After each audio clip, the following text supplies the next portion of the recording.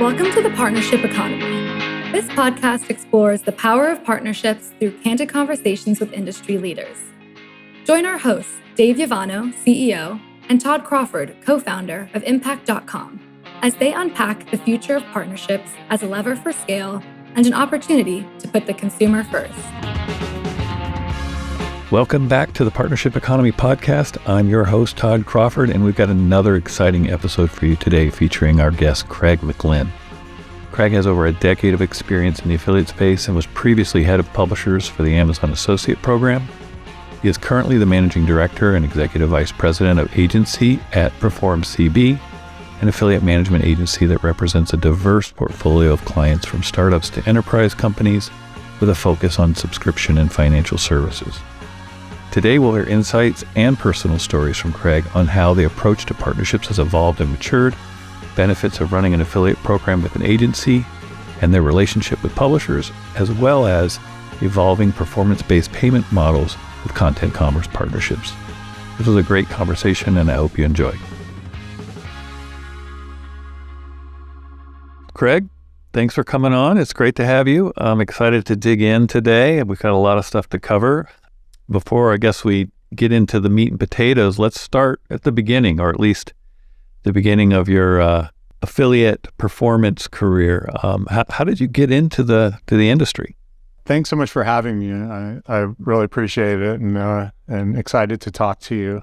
I had a career in sales, leadership, and general management across a number of businesses, and that led me to Amazon. I was up in Seattle. I was running the corporate gift card team there, and I'd had a really good working knowledge of digital marketing. And so I was approached at one point by the head of our associates team. And so our associates team is kind of the grandparent of all affiliate marketing programs for Amazon. It's a really respectable percentage of Amazon's total revenue and hundreds of thousands of productive publishers. It was a really big, meaty program, and they asked me to come in and head up the publisher-facing part of that business. And I just jumped on it immediately. Had just an instant love affair with affiliate based on that. It was really an interesting experience to kind of see under the hood of one of the biggest programs, and with the amount of data that we could collect, it was just fascinating to kind of see what levers actually move product sales in an affiliate context.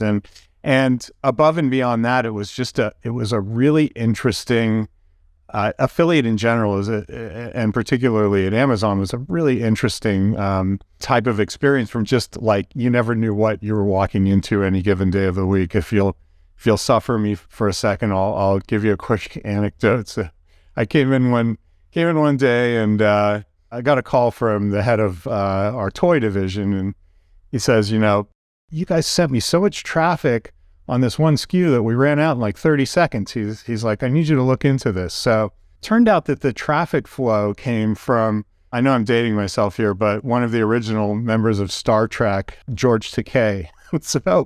So George, he was an affiliate of ours, and apparently he enjoyed kind of writing irreverent, sort of snarky product reviews. And at this point in time, Sharknado was a really like a viral sensation as a movie.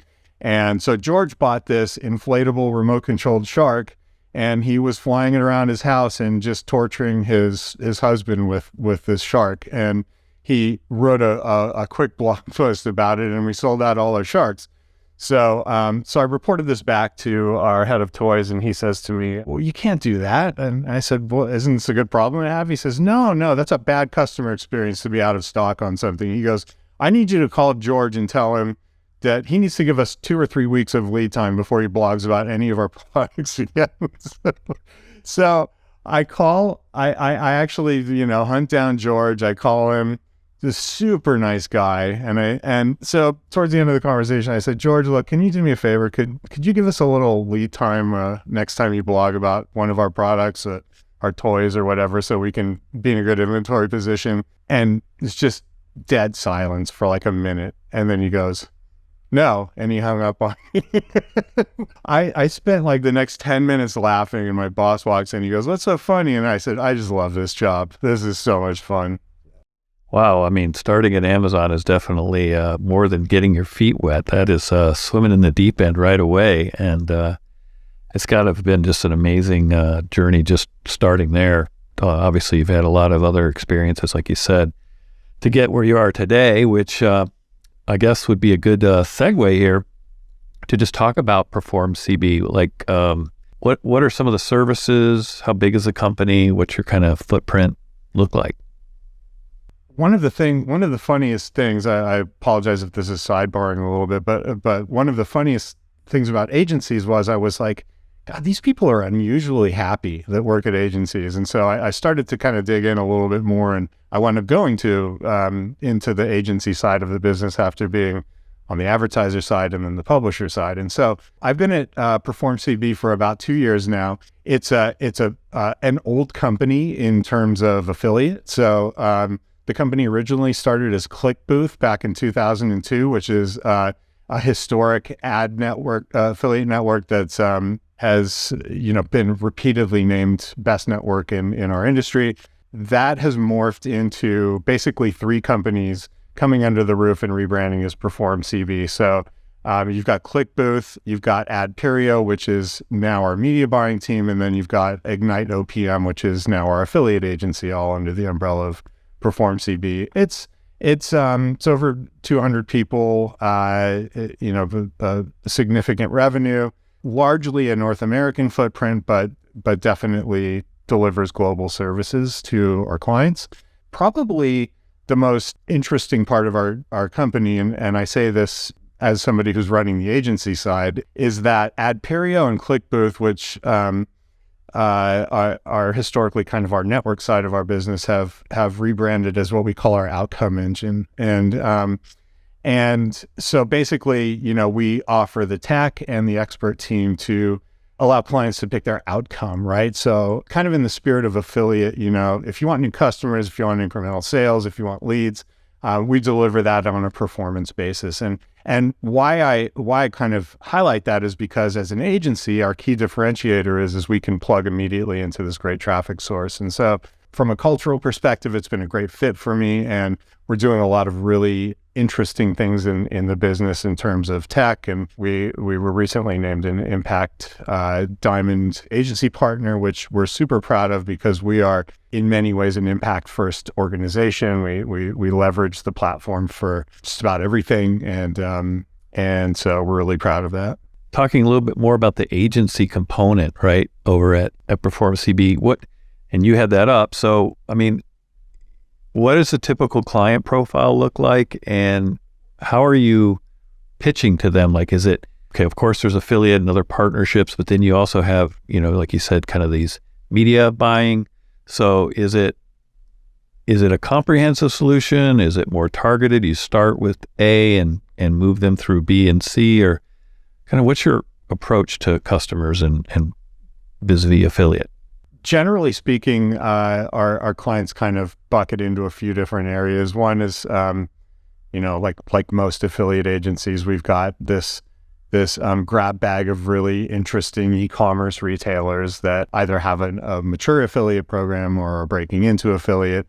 Ignite OPM was always an interesting case. I remember them back, like when I was at VigLink working with different agencies, as the agency that kind of cornered the market in subscription programs. And so we've continued to kind of have a good amount of those as clients. And then we have a really good beachhead established also in finance programs. And so we deliver kind of a soup to nuts solution in terms of managing programs. So we'll focus on kind of the key ingredients, which are high growth and clean programs. So we have patented anti-fraud measures and compliance, best-in-class compliance function. And then one of the kind of critical differentiators for me is that because we have this network, we have some of the best point of leverage to speak to some of the biggest publishers that everybody wants to be in business with, because we're spending so much money with them on behalf of other clients. And so, one of the like when I'm participating in the sales process, one of the first complaints that we hear is, hey, I started an affiliate program and I can't get a single damn publisher to respond to me. I thought I would just open my program and BuzzFeed and, Meredith and everybody else would be pounding on my door, right? But nobody will even respond to my emails, let alone pick up the phone. So we really, the purpose, like in my experience, the biggest kind of currency of an affiliate agency is their relationships. And we feel like we're best in class there. If you're enjoying this podcast and want to learn how partnerships can help your business, visit unpack.com, the world's leading partnership management platform. For 25 years, everyone sold affiliate as performance only. You only pay when you get a sale or a lead or a subscription. And, the paid placements and things were seen as just nominal, minimal, kind of little icing on the cake in some cases. It wasn't as big of a part of the annual or quarterly spend. So how are you helping brands understand? Because I've seen these large content commerce, like the BuzzFeeds of the world, the Wirecutter's, on panels saying they get hundreds and hundreds, even thousands of inquiries from brands a week or a month to be in their content. So the demand is far outstripping the supply. So it really does put the publishers in control here. Yeah, it's a great point. It's a puzzle that we solve every day, and it's different for every publisher. So I think the kind of the meta points here are something I said earlier, which is that the currency of a good agency is their relationships, right? And so for us, we're spending so much on a lot of these sought after publishers that we just we can to some degree get the door open and get good placements at the right economics. That probably the biggest challenge there is to partner up with that publisher in such a way that you're delivering something as close to a forecast as you can. Ultimately this all boils down to financials, right? And so, there's also, a separate discussion thread we could probably have around, like, is the content right for the placement, and does the brand align with the audience and those types of things. But ultimately, people are most concerned about, if I spend $50,000 on a spot in this high, traffic real estate editorial site, am I going to generate a positive ROAS from that? And am I going to get some sales out of it? What I've tried to do in my role is to make sure that we have the best, data sources we can to advise on the probable outcome of a placement like that. So, again, like there's all sorts of moving parts in there in terms of number of eyeballs and is this the right slot for this brand and audience alignment and things like that. But ultimately, like, can we get them a better rate than they could get off the street? Can we get them a better rate than another agency could? And could we, ultimately, for lack of a better term, kind of guarantee that they're going to get a good outcome from that placement? So one of the funny things about preaching agency is that people don't understand, unless they either take a program in-house or start a program themselves, how many moving parts there are in an affiliate program, right? You've got so many relationships that you have to manage and so many back and forths with just a particular optimization that you really almost need all those extra sets of expert hands just to get it done. There's, I've seen too many instances where somebody said, hey, I'm just going to hire somebody to do this for me, right? Because an agency just doesn't feel like the right move for me. And what happens is ultimately they just go, okay, so this person's managing 50, 100 productive partners, and they're trading thousands of emails a day, and they don't really have a good sort of sense of where the growth is going to come from. So we really try and handle all of that interaction. But ultimately, again, back to your original question, yeah, we try and give them, anybody that's spending flat fee dollars or entering into a hybrid placement, we try and give them the right tools to understand that this is going to generate a positive ROAS. It's going to generate sales for them. It's going to generate a good new customer output for them. And ultimately, if it doesn't perform to expectation, there's potentially some type of a make good or something like that to make sure that their spend didn't just get thrown into the ether. I know brands can be a little nervous, coughing up $50K in this example, or $10K or $5K for these kind of placements or partnerships. The other side of the coin is that the publisher doesn't want to take your money and run. They want you to come back and spend more. They want it to be a long-term partnership. They're not looking for, one and done. And also the agency doesn't want to, they want to spend the money wisely, right? They want to show the value of their experience and relationships and ability to measure and show that this was a smart investment or the beginning of a smart investment. And I think, to your point too about partnering with agencies, I can count on one hand the number of brands that have significant resources for their partnerships, affiliate, influencers, etc. Amazon being one of them. And I bet you all of them would say they wish they had more. But just an example, how many people were on the associates team at Amazon? Because I know that's a huge number. Funny enough, it's actually not as big as you'd think. That there were probably twice as many developers as there were business people, but the business team was actually embarrassingly small. You probably could count it on two hands. And so I don't know how big it is. But again, I get the reason that they had the developers, because they had their own tech, right? And so you have to not only maintain it, but you do need to build new features and expand its capabilities. But even if it were 10 people, let's just use that as a nice round number, there are not a lot of brands that have even 2 people running their affiliate channel. So it's definitely significant. Obviously, it's a big program, but they also, have different roles that they're doing. And that's where an agency comes in, where I see a lot of enterprise brands, especially partnering with agencies so that they do have an in-house team, maybe 2-3 people, which they know they could not run this program to scale.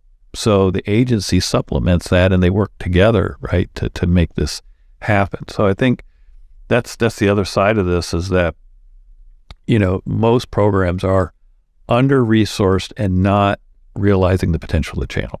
I can say that with confidence. I've seen it from day one, from 1998, and it does take a significant amount of resources to make this move. It's not a machine that you plug money into, right? It's about relationships and negotiations and optimization, right?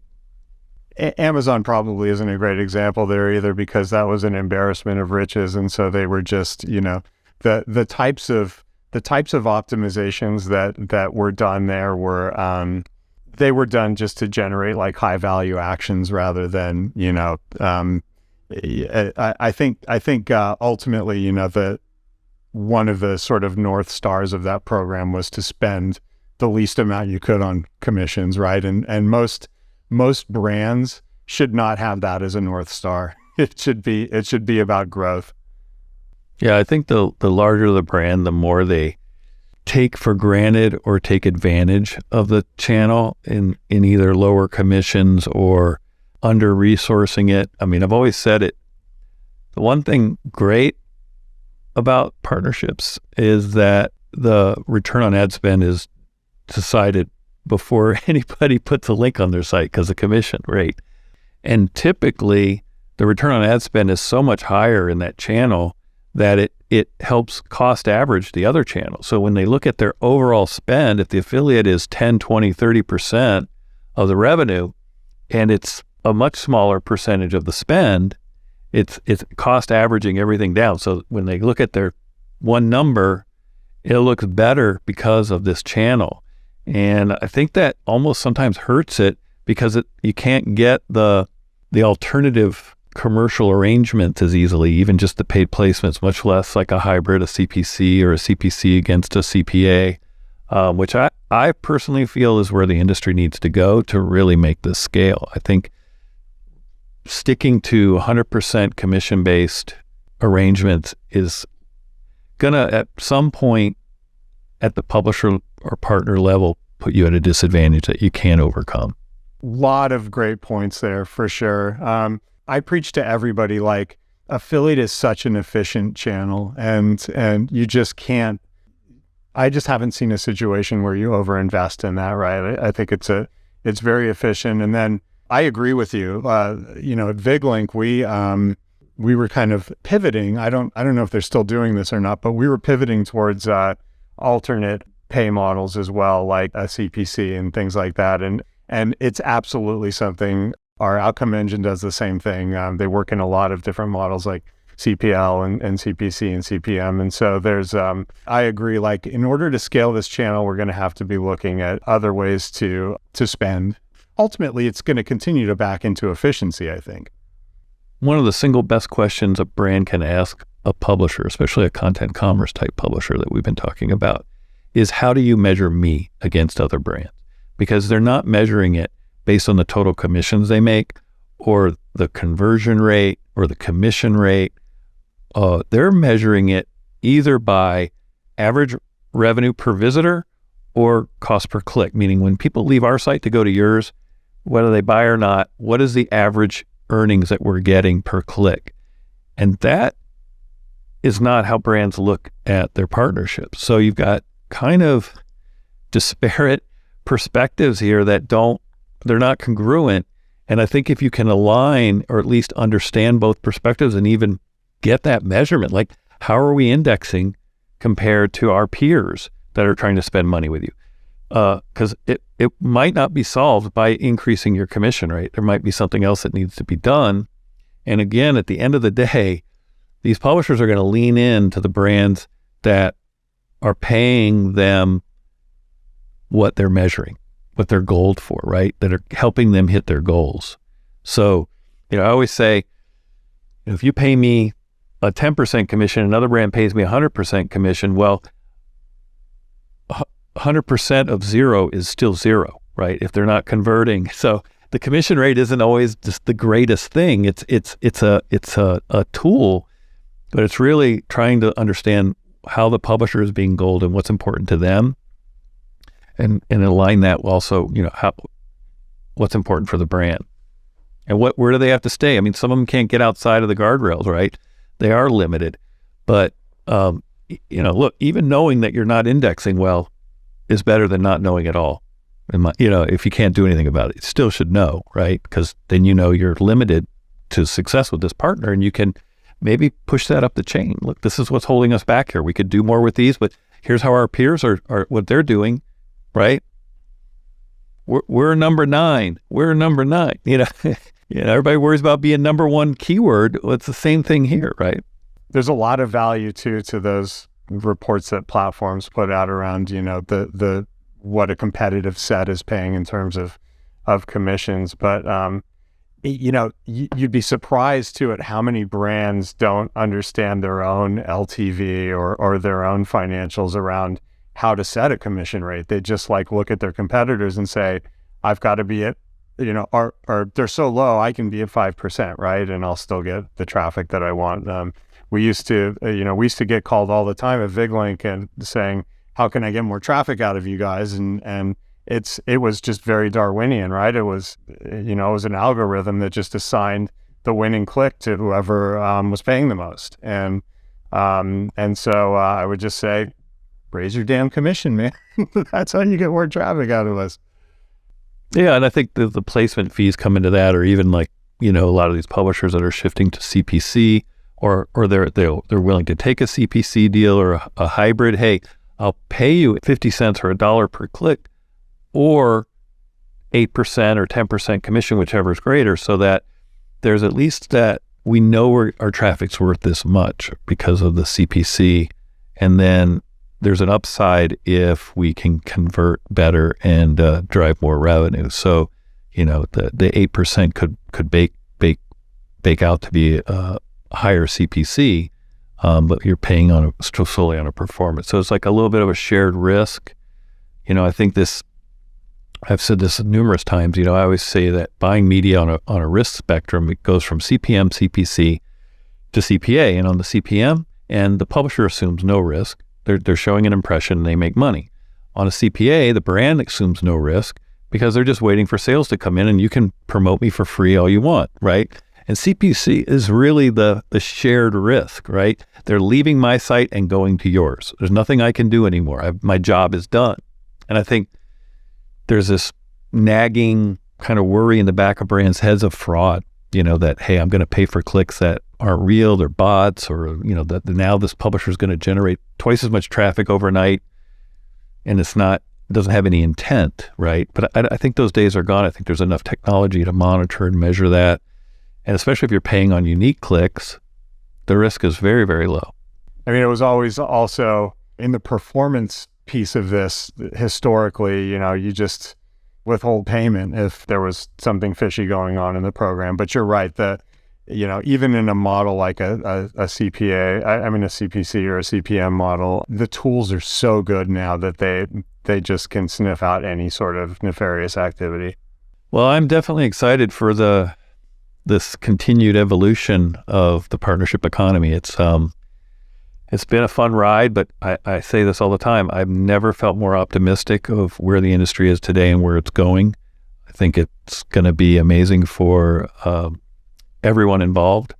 There's not going to be any losers here. I think it's just going to grow. And kind of circling back to what we were talking about earlier, I think the career paths are just exponentially greater today. And this is really the ultimate place to get your start, because it's a lot harder than buying media. I mean, there's work in media planning and things like that, but this has got everything, and that's what's exciting about it. You definitely get a well-rounded education. Yeah, agreed. And unlike the programmatic side, you're forced to talk to people on a regular basis. So it's great for people that enjoy building relationships, because as much tech as we build in this space, and as good as it is, like ultimately, it still just goes back to it's a relationship-based, partnership economy, and that's a really fun place to be. Yeah, and that's the exact same reason that the career opportunities are so great, because you do have real relationships with other people at other companies. It gives you those ins or that perspective. Like you said, you realized everybody was happy at agencies. Well, maybe you should go work at an agency, and here you are. If I'm not smiling every day, then I reconsider, and I've been smiling every day. Well, Craig, it's been great having you on here. I think we could have talked for another 30 or 45 minutes. This is always exciting stuff to talk about, and loved you sharing all the stories. That to me really helps make all of this stuff feel more real and more concrete. So appreciate you coming on and sharing what you guys do and your perspective on the industry. Well, thanks, Todd. I really appreciate it. And I there's nothing I enjoy more than nerding out about our favorite digital marketing vehicle. So yeah, I really appreciate it. The partnership economy is in a constant state of evolution and has opened the door for creators, vloggers, and influencers to play a vital role shaping consumer buying behavior. This evolution is also providing many opportunities for career growth. This is no more true than today. Consumers have shifted control into their hands and are making buying decisions based on what they research. Although a product review on a brand site can be convincing, many consumers are looking at large publisher sites to supplement their research with genuine feedback on products before they decide to buy. It is also key to note that the economics on approaching partnerships has changed, and brands should consider what payment structure makes the most sense due to large publishers and creators receiving sometimes thousands of inquiries a week. This is why agencies can be a great resource for brands if they want to tap into certain relationships with sought-after content creators and sites to help ensure they get the best return on ad spend. It was awesome and insightful to have Craig on the show. Thanks for listening, and I look forward to next time. Thanks for listening to The Partnership Economy, brought to you by unpack.com. If you enjoyed today's episode, be sure to subscribe to the show and rate and review it on Apple Podcasts.